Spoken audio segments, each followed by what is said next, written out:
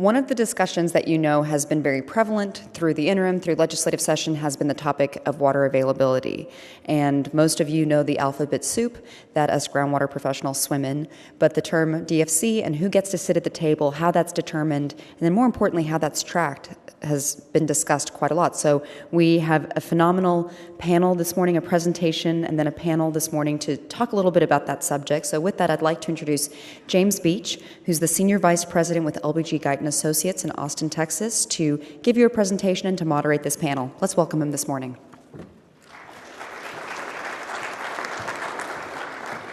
Thank you, Sarah. When the call for topics went out for the conference, one of the things that's always first on my mind is DFCs and their impact over the last 10 years on overall management of aquifers in Texas. And, you know, districts were doing a great job of a lot of different things and promoting conservation for decades.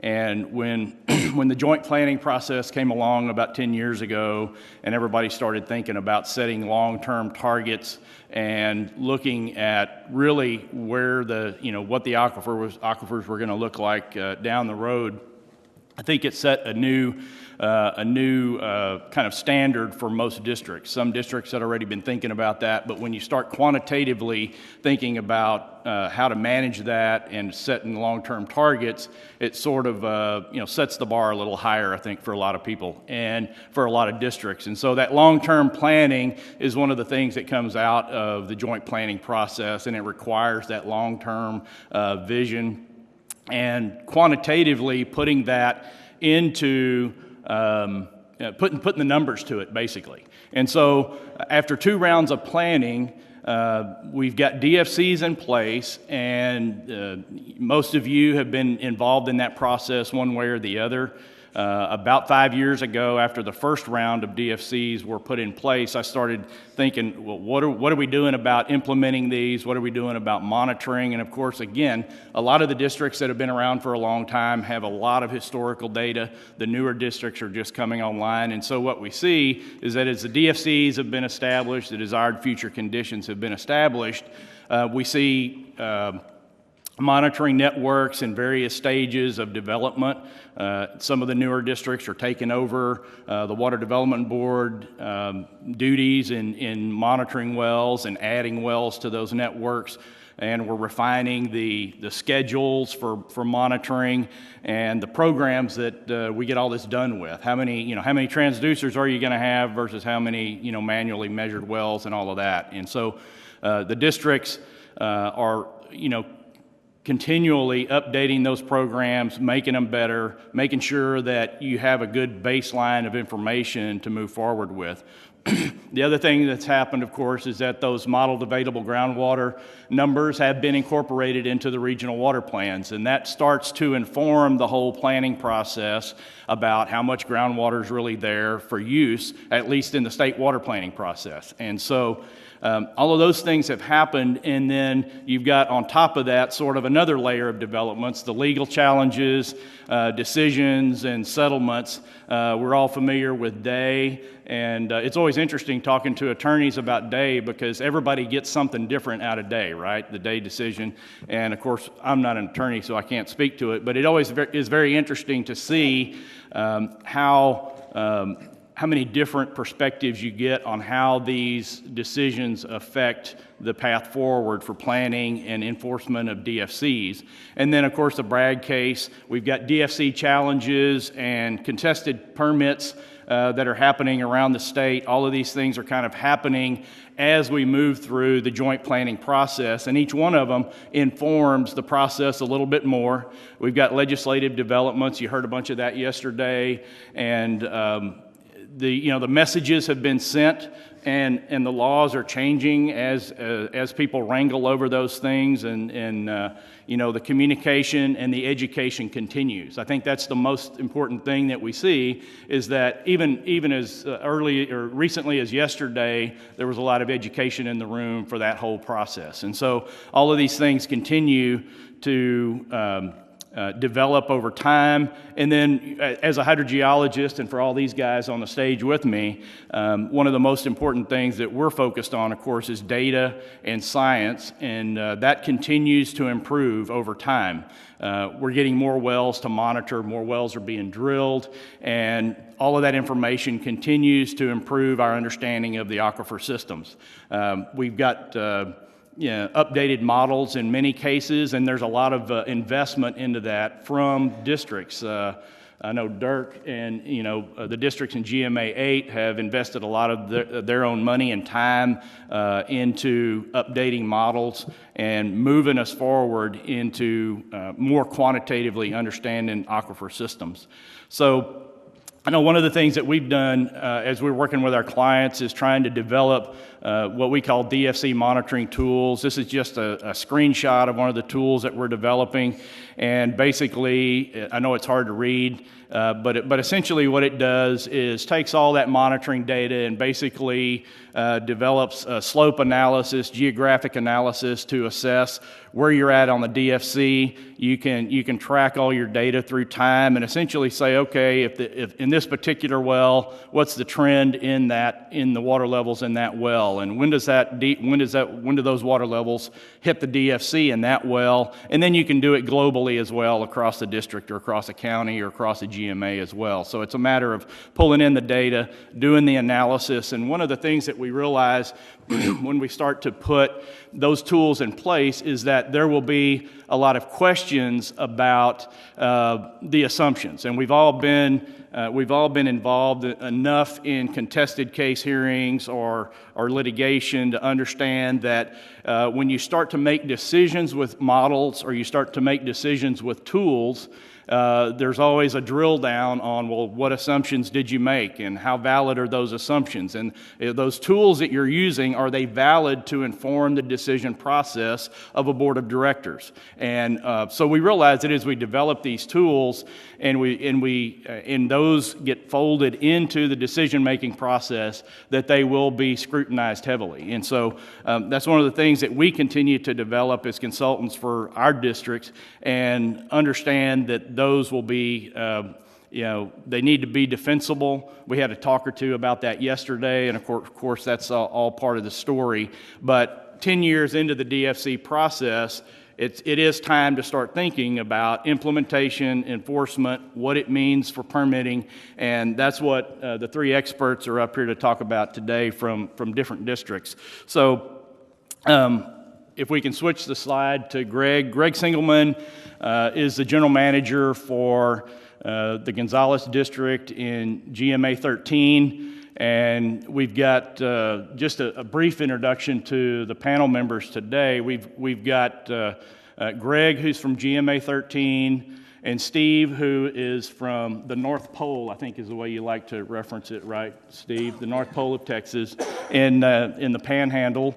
And then Dirk, and that's in GMA 1, and they'll explain all this as they go through their discussions. And then Dirk is in the Trinity Aquifer in GMA 8. And so we're going to get a broad brush of a lot of different aquifers, a lot of different issues in those aquifers. And I think the one thing that stands out to me about this group is that it highlights the very different kind of socioeconomic impacts that occur in each one of those GMAs and in each one of those districts, and how that affects the way they go about planning, the way they go about permitting and enforcing things. And so with that, I'll let Gregg take over with his presentation.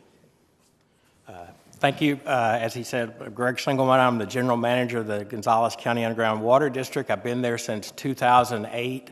Before that, I was in the environmental consulting industry for about 24 years. And so, to move along, our district is in GMA 13, and this is the boundary of GMA 13. It extends from my district up in Gonzales and Caldwell County all the way down to Mexico. And the aquifers in GMA 13 include the Carrizo-Wilcox, the Queen City, the Sparta, and the Yegua-Jackson aquifer. A little bit of the Gulf Coast, but not much in our district there. To understand the DFCs and the MAGs and the process, you have to understand how the aquifers work. So I want to go over that real quick. here. I lifted this slide from the Bush capstone report because I thought it showed the aquifers pretty well there. So what happens, our aquifers are laid out parallel to the coastline, the present-day coastline, and they're down-dipping aquifers. They dip from the outcrop about 150 to 200 feet per mile down dip to the southeast toward the coast. And so, let me see if this will work. Okay, so up here you have the outcrop. It recharges on the outcrop, and water then generally, as it does, runs downhill. Okay, and so the water, as it runs downhill, starts becoming under pressure because of the other layers on top of the sands there, the confining layers and the other aquifers on top of it. So you've got a water pressure issue here. So if you're in the down dip area of our district, say this well out here, and you poke a hole through all those layers into the aquifer sands, that water will come up in that well under pressure to a level that, as it's shown right up in there. So we've got a pressure level. It's not really a water table level, it's a water pressure level. So what are the effects on someone with a well in the down dip portion of the aquifer? So let's say this water level starts at 100 feet there, and when we do our modeling in GMA 13, the model says that we're going to drop 200 feet in 50 years, okay? So this is a 1,000-foot well, and we go 50 years, we've got the pumping, it drops 200 feet. So what do you have there? You have left, you still have 700 feet of water in the well, and the aquifer sands are still fully saturated. So the effects on the landowner and the property owner there are they're going to have to possibly drop their pumps because the water pressure level has gone down, and they're going to have increased lift cost. So there's going to be some impacts, but you're still not going to run out of water. You're still going to have plenty of water in the future. So the difference is when you look back over here on the outcrop, you look at wells up in this area, you're looking at water in the sands of the aquifer right there. That's the saturated thickness right there. And so it's a big difference if you're not going to have 200 feet of drawdown there, but you are going to have some drawdown in that area. So you're depleting the actual aquifer. It's not just a pressure drop, you're actually depleting the water in the aquifer. Worst case scenario, as this slide shows, if you pump too much, and it doesn't take much, if you pump about 5% of the aquifer, these wells up here in the outcrop could potentially go dry as worst case scenario. This shows that wells fully penetrating the aquifer. What we know is that hardly any of the wells in the outcrop in ours fully penetrate the aquifer. So a lot of the wells in the outcrop, as the water level go down, they're going to have to re-drill those wells to a deeper depth to keep within that saturated zone. The other thing that happens, I drew a V on this figure. It wasn't shown originally, but just to show you, that is where the rivers and the aquifers interact. So the surface water, groundwater interaction is there. So if you see in this slide, in the initial water level, you have a gaining stream. So the water from the aquifers are going into the stream. If you go the worst case scenario and drop that water level down, then you have a losing stream and you're losing water out of the rivers, and then you're affecting surface water rights. So that's another issue that could happen with overpumpage. Okay, so where are we on our DFCs? So our current DFC is based on the average drawdown in the aquifer across the whole district over 50 years. Okay, so we were looking at the outcrop, the down dip, we're looking at the whole aquifer system across our district. And for us, say the Carrizo aquifer, that would translate to 97-foot average drawdown across the district over 50 years. And the model showed that the Carrizo aquifer down dip drawdowns would be about 130 feet inside the western project well fields and about 150 to 160 feet drawdown in the eastern part of the well fields over 50 years. So as I said, if you look at that down dip, it may sound like a lot, 150, 160 feet, but you're still going to have a lot of water in those wells. So there's not a concern that they're going to go dry.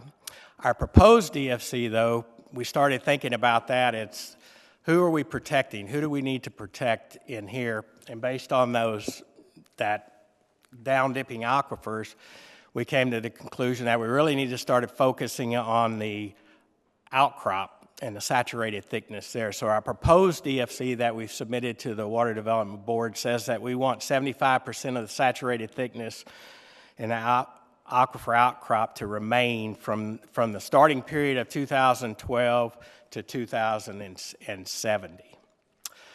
We have a little bit of an issue there because the model in that part says that in the Carrizo Aquifer, we're only going to have about 5 to 50% saturated thickness remaining. And so that brought up an issue for us. But I wanted to show our monitoring system and where we're going and why we think that the model's probably wrong and that we can still meet our saturated thickness DFC. So this is my district here. You can see we have a fairly good, this is a Carrizo Aquifer, a fairly good monitor well system. We have wells evenly spaced all the way across the outcrop from Caldwell County, Gonzales County, and into Guadalupe County. These wells are outside of our district, but we work so well with Guadalupe County. We share water levels. Their consultant comes, does water levels with me, that our DFC includes water levels and wells even outside of our district when we measure our average drawdown across the district there. And so what we see, we've got evenly spaced wells down dip all the way to the down dip portions of the aquifer. The only place we're missing some is right over here, but we've got good spacing on our wells. So what we're seeing, the starting part of our current DFC is the year 2000. So we've got 17 years of monitoring. And what we're showing here is the drawdown from 2000 to 2017. And when you average that across the district, it comes out to about 23, about 24 foot average across the district over 17 years. So we think we're doing real well on our current DFC. The other thing to keep in mind, the model, the pumpage started earlier in the model, and it's actually started in our district. So we're behind on what the drawdowns for what the model shows. We're showing less drawdown than what the model would have at this point. What we see here is we see about an average in this area of about a quarter foot of drawdown a year in the outcrop. And so by looking at what we have, we're saying that the model's wrong. We think we can meet that saturated thickness and still allow the pumpage that everybody wants in our district. And so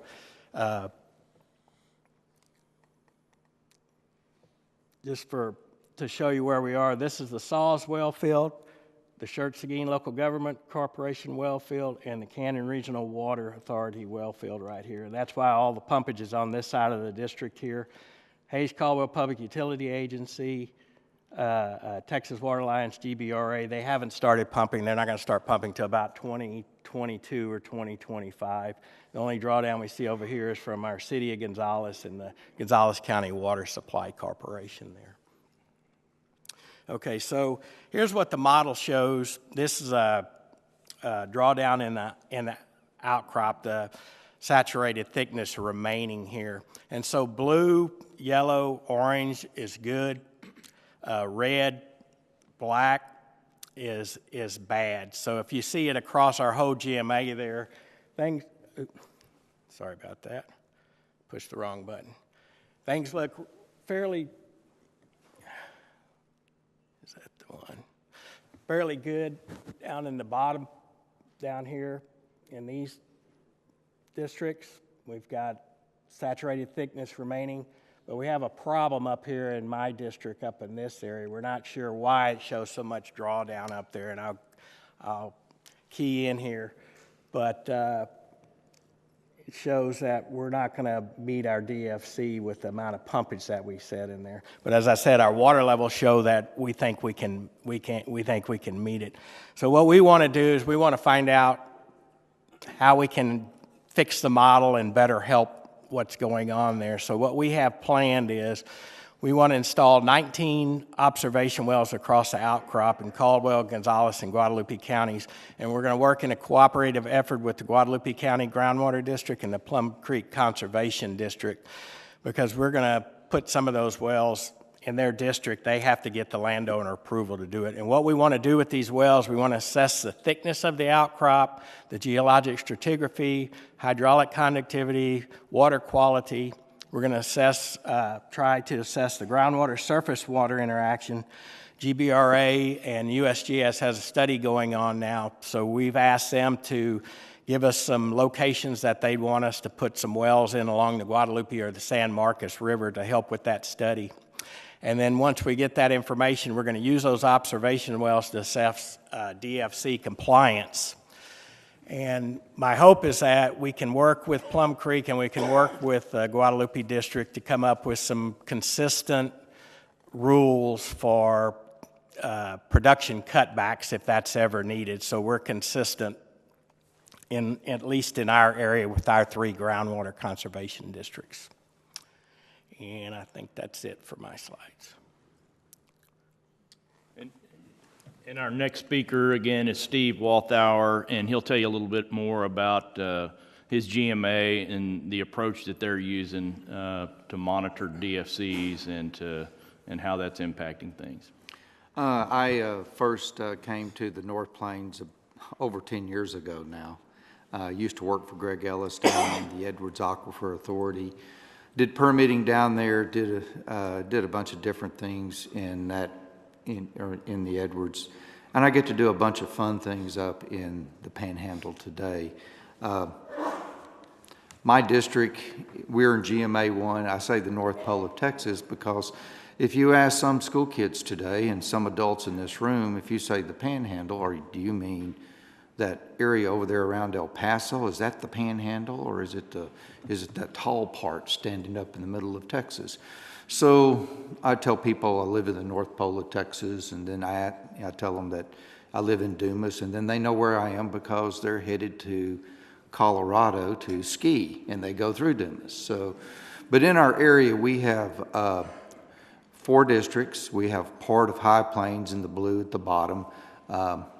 They primarily use water levels and track water levels in their regulatory scheme, and been doing it for years. North Plains, you know where I am. I'm up at the top. I'm that corn color there. We use water levels, and also we use meters and alternative measuring methods.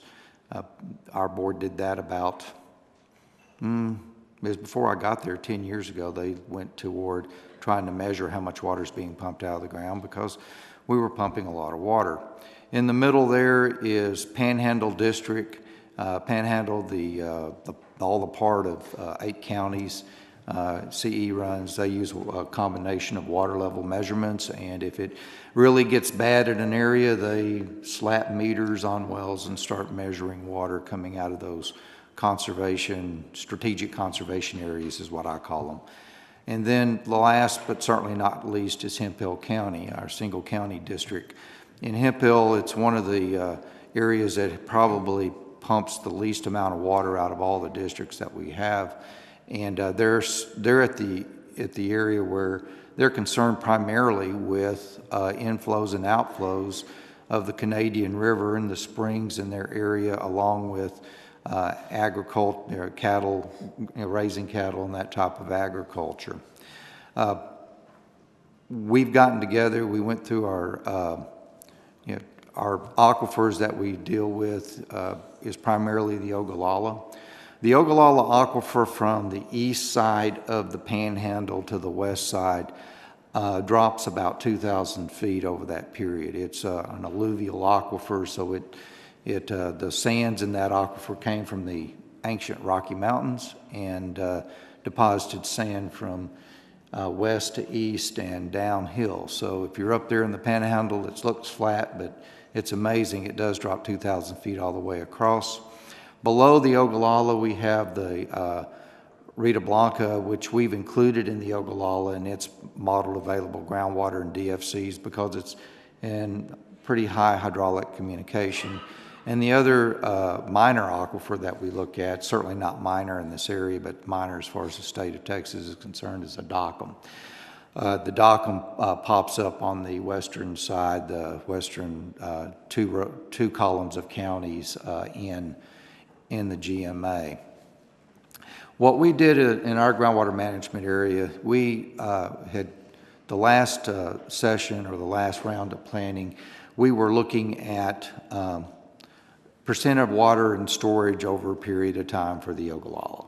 And it works if you're doing an accounting method and you need numbers to how much water you have left, that modeled available number.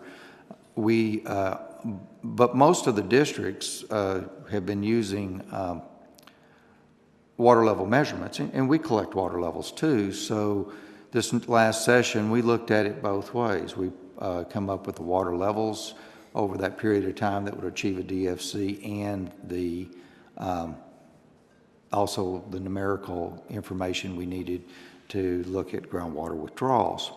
Once that was set up, and I'm going to talk about North Plains. I have about 70,000 people who live in my 8 counties. When we talk about local control, my local control covers about 8 counties. In that area, though, I have fewer people than some of the single county districts have work, that they manage. So when we think about local, it's not just a geographic area, but it's the number of people and who you work with. We put in the system to use groundwater withdrawals, and every year we collect groundwater withdrawal information from the aquifer, and we publish that, and we've developed a few years ago our method of achieving our DFCs. If you look at their 2016 modeled available groundwater for our 4 western counties, we lumped them together. You can see that we had about 1.5 million acre-feet of water available to pump during that period of time. My production is 1.2 million acre-feet. We use this type of we use an averaging method over 3 years, and if we start exceeding the MAG, then we have in our rules the ability to reduce the production limit. We have a 1.5 acre-foot per acre production limit. We can reduce our production limit. The board put that in place a few years ago, and we model this every year. As you can see on our numbers there, we're real close to the MAG over on the 4 western counties, and we won't be able to continue to pump that kind of water over the 50-year period, because at some point in the near future, we're going to be in a position where we may be bumping up against that or even going over, and then that would kick in our rules to make the change in our production limits. On the eastern side of our district, you can look at our numbers. You can see we're pumping 361,000 acre-feet of water in 2016, for example. A modeled available groundwater numbers 4 times higher than that, or 3 times higher than that if you start looking at the numbers. So we have a lot of room for growth, and we anticipate there will be some growth over on the eastern side of the Panhandle. Our primarily water use is irrigated agriculture. We have about 1.1 million acres irrigated. We have a lot of dry land, but there's about 1.1 to 1.2 million acres irrigated in our district. And for us to continue to do that, we have to come up with new methods of, conservation methods in water. And if you followed us much, we do an awful lot when it comes to doing agricultural conservation, irrigation conservation methods, trying to be as efficient and keep as much water in the ground. But over a period of time, there'll be enough water in our district for our small cities and our towns that are in the area. But our irrigated agriculture will certainly have to change over time in order for us to achieve our DFC. I showed you those slides. I could have talked a little bit more about each of the individual districts. As I said, we have spacing rules like the other districts. We do water level measurements, but we move to just measuring water coming out of the ground. use of both some meters and some alternative measuring methods. We've got somewhere between 11 and 12,000 irrigation wells that provide a fairly large livelihood for our area. And for us to stay profitable and stay in business and keep our economy going, we've got to marry our water resource to the future. And we think that by using this method, it would give producers an opportunity to make adjustments as they need over the next 50 years so that we do hit our DFCs. All right. Thank you, Steve. And just a little precursor, I'm letting each one of these guys go through and tell you about the unique parts of their districts and their GMAs. And then we're going to come back and ask some questions about implementation of DFCs, how that's affecting things. So now we've got Dirk Aaron from GMA 8 and the Trinity Aquifer. He'll tell you about that, and then we'll come back and ask some questions. Well, so Steve said he was going to talk long enough to leave me 2 minutes, so I wouldn't get to say much. So I'm not sure where I'm at on time, but on behalf of our district, we're honored to be here. I have two of my directors here, and my coworker, Clearwater, is a part of GMA 8, as he said. And what he didn't say was, though, that we also manage the very northern segment of the Edwards Aquifer. And you can see as you zoom in, Bell County, the geographical center of the county is the Bell County Expo. That's essentially where the Edwards Aquifer at the northern tip. And from there, there's still some karst features in the county, which we deem those as Edwards equivalent. But in our case, we do manage to both the down dip of the Trinity is significant, and I'll speak to you why our board has said, even though we're a single county district, we have an obligation to those districts that are managing the outcrop, and I'll speak to that shortly. He says 11 minutes, okay. So I also want to point out that in our management scheme, James, in his discussion as our consultant, which many other districts are, building those tools, those analytical tools, both from a slope analysis and a geospatial analysis, is something our board has been very willing to invest in. But before you can go there, you have to put some effort into monitor wells. So with the two aquifer systems, one being obviously karst, and we manage to the drawdown, as the other districts do in GMA 8 on the Trinity, but we do have that spring flow issue, and I'll speak to that shortly. We do believe, our district does, and this was before my time. I've been there 6 years as a general manager, but in 2010, they put a very concerted effort in adding as many monitor wells as possible. I see Blake over here. Sometimes he has to camp out in our district, Blake Neffendorf with TWDB. We buy property to get wells. We drill wells. We work out agreements with the county in county property, on private property. For example, the Veterans Cemetery has a Middle Trinity well out west part of the county. The junior college, Central Texas College, they have monitor wells there, and we actually have some monitor wells over in Coryell County where that was a part of that, to get a feel early on of that, the outcrop, and respect the challenges with the outcrop. What you see there is we have 38 permitted wells that are already part of their special provisions are they put a transducer in, they report that each month with their production. They also have to have an observation port so that we can go in there and double check those water level measurements as well. We have 45 exempt wells out there that are domestic wells. Majority of those are in the Middle Trinity, the Hensel, which is where we see the greatest drawdown, the greatest challenges, because it's affordable to get there. It's expensive, but in parts of the county, we see a concentration. And then we have all those 11 continuous monitor wells, but we actually have 6 more. We're just working with Blake to add those. We've got them in place. We're physically measuring those wells. They don't have a pump in, and we're doing that on a quarterly basis. But the 11 that are already onboarded to TWDB, we use multiple methods, and I just showed you the sonic meter. It is not a do-all to be-all by any means. Matter of fact, it's probably the weakest device we use from an accuracy standpoint. But yet what we do is we double-check it through a QC. Allendale is a good example of where districts like all of us are moving to, and having some quality control in our data, how you measure what our field staff, Corey Dawson works for us, and he spends a lot of time in the field. And there's in our geodatabase, and I'll show you that here momentarily, that we can actually look at those trends on our dashboard side in our relationship with HAF, and I know other companies are providing that for you.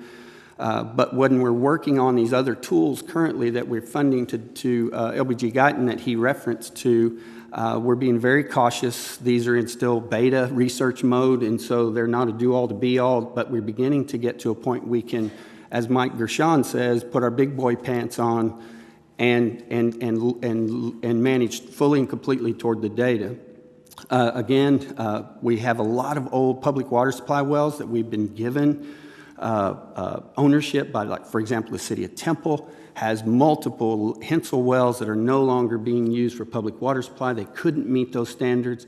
Blake's worked with us. We bring USGS in and get new geophysical logs.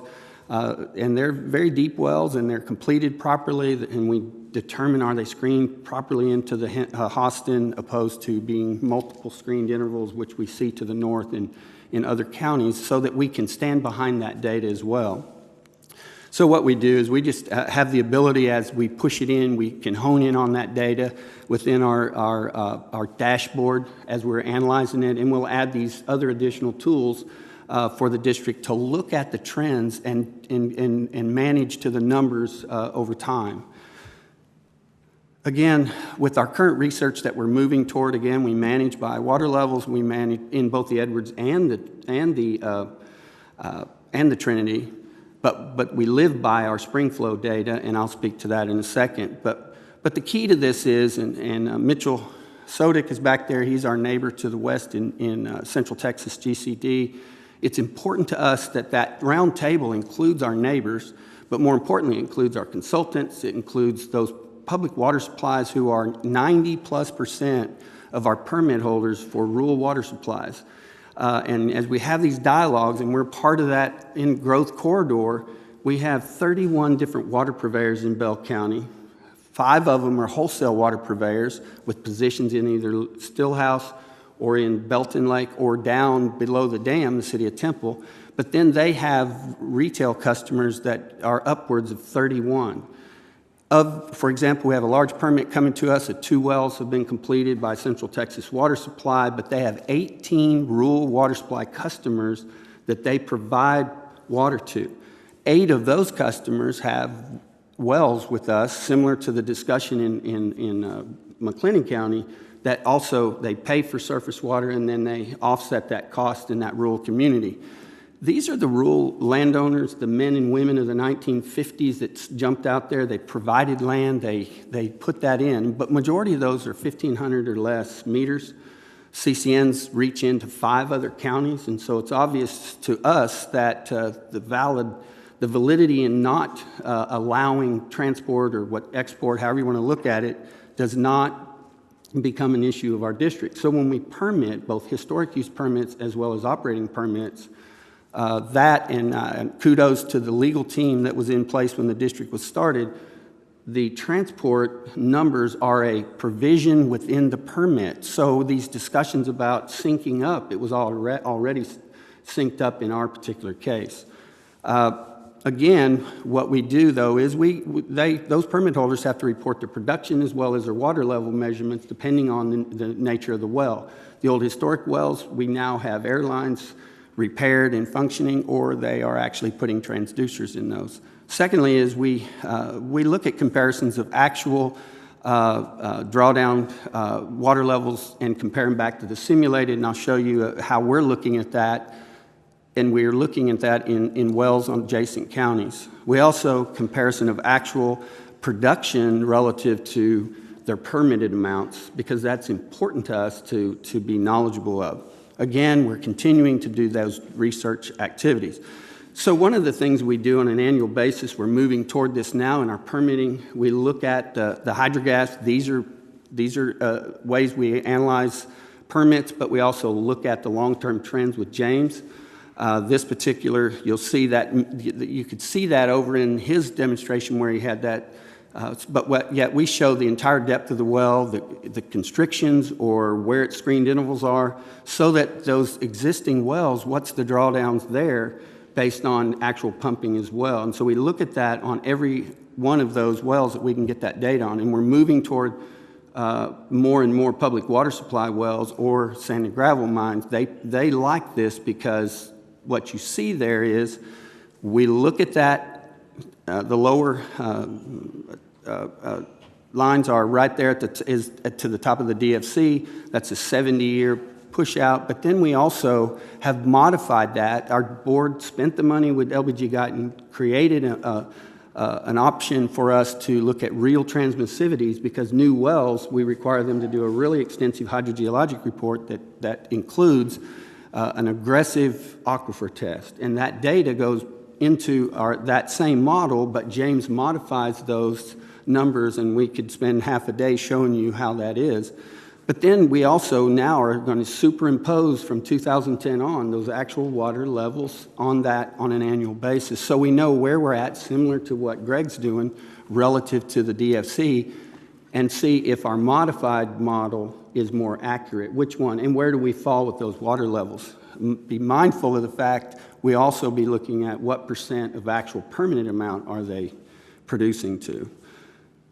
Again, going back to those water level measurements, I want to point out we have a really strict QC. Alan spoke to that, and we all have to have that, because we can't just have somebody going out there and they couldn't get a reading, and so they look at last month's and they just guess what it should be. That is not acceptable, obviously.